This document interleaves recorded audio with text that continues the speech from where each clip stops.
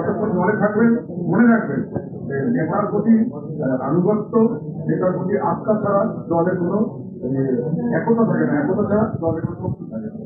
আমরা এক নই, এইখানের জন্য এতদিন পর্যন্ত আমাদের এই দুটো আমরা কোনো সময় এক হতে পারিনি, বিভিন্নভাবে বাধা দিই।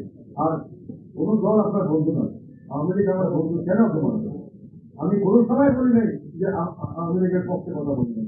আমি যত সমালোচনা করছি সেখানে ডিস্ট্রিক্টে আমি মনে হয় এটা কারেক্ট করা হয়, আমার চেয়ে বেশি সমালোচনা বাংলাদেশের কোনো লোক করে এবং সবসময় করে। আমি সবসময় অন্যায় প্রতিবাদ করি। আমি এখন যেটা বলছি সেটা আমি বিএনপির সময় বলছিলাম যে তাদের অন্যায় করা।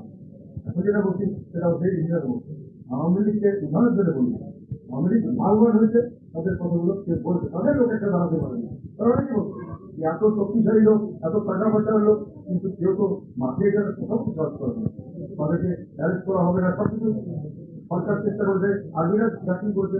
তারপরে সরকার তো আমাদের বলছে যারা অনেকেই চেষ্টা করছে, আওয়ামী লীগের লোককে তো নামাতে পারে, কিন্তু আমরা নেমেছি জাতীয় বাড়ি লাগে এবং জাতীয় বাড়ি চ্যালেঞ্জ করেছে সরকার।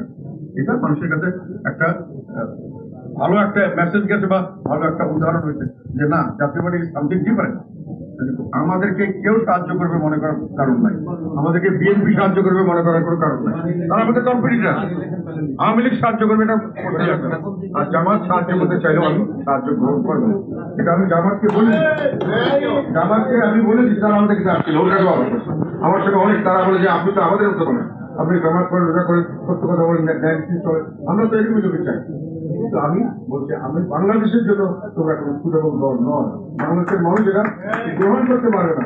শীতের দেশে তুমি যদি এখন পায়খানা পাল্টে করে মেরুপথে যাও, তুমি যাই বাংলাদেশ নট সুটেবল করে ইসলামিক স্টেট লাইক জামাত ওর জামাত স্কেল।